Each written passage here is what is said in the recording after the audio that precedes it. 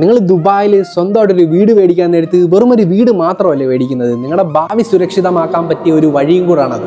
ലോകത്തുള്ള ഏതൊരാൾക്കും ഏതൊരു രാജ്യത്ത് നിന്നും ദുബായിൽ സ്വന്തമായിട്ടൊരു ഫ്രീ ഹോൾ പ്രോപ്പർട്ടി മേടിക്കുക എന്നുള്ള കാര്യം നമുക്കെല്ലാം അറിയാം. അതും ദുബായിൽ ആ പ്രോപ്പർട്ടി റെൻറ്റ് ചെയ്തിട്ട് മിനിമം നിങ്ങൾക്ക് കിട്ടുന്നത് 8%.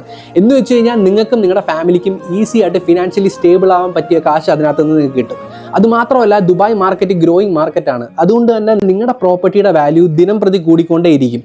പിന്നെ ഏറ്റവും ഇമ്പോർട്ടൻറ്റ് കാര്യം എന്ന് വെച്ച് കഴിഞ്ഞാൽ നമ്മളിപ്പോൾ US മാർക്കറ്റ് അല്ലെങ്കിൽ UK, ഫ്രാൻസ് ഇതൊക്കെ നോക്കുവാണെങ്കിൽ അവിടെയൊക്കെ ഇഷ്ടംപോലെ പ്രശ്നങ്ങളാണ്. സോ അതുകൊണ്ട് തന്നെ ഭാവിയിൽ നിങ്ങൾ താമസിക്കുന്ന സിറ്റിയിലോ രാജ്യത്തോ എന്തെങ്കിലും ഒരു പ്രശ്നം വരുവാണെങ്കിൽ നിങ്ങൾക്ക് ഈസി ആയിട്ട് ഓടി വന്ന് നല്ല സേഫ് ആൻഡ് സെക്യൂർ ആയിട്ട് നിങ്ങളുടെ ഫാമിലി ആയിട്ട് നിൽക്കാൻ പറ്റുന്ന ഒരു സ്ഥലമാണ് ദുബായ്. കാരണം ദുബായ് ഗവൺമെൻറ് എന്ന് വെച്ച് കഴിഞ്ഞാൽ ഇവിടുത്തെ ഫസ്റ്റ് പ്രയോറിറ്റി ഇവിടുത്തെ താമസിക്കുന്ന ആൾക്കാരാണ്.